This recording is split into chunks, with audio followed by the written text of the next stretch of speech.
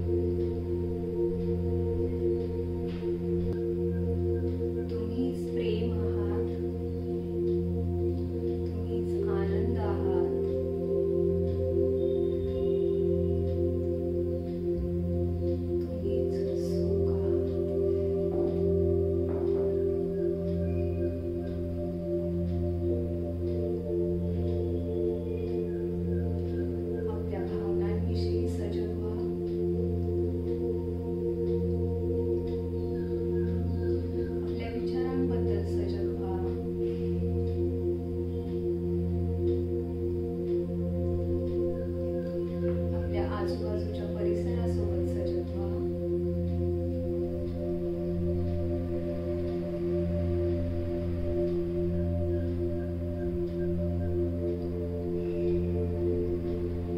लांब खोल श्वास आत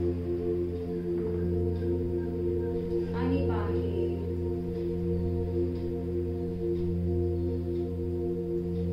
आपल्या शरीरासोबत सजग होऊन तुम्ही स्वतःचा वेळ घेऊन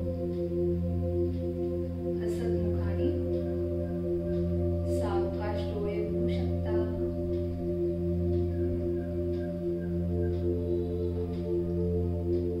फीलिंग गुड और फ्रेश. ध्यानाचे खूप सारे फायदे आहेत, हे मी तुम्हाला नाही सांगणार. तुम्ही याचा अनुभव करा आणि मला कमेंट बॉक्समध्ये नक्की सांगा ध्यान केल्यानंतर तुम्हाला कसं फील झालं.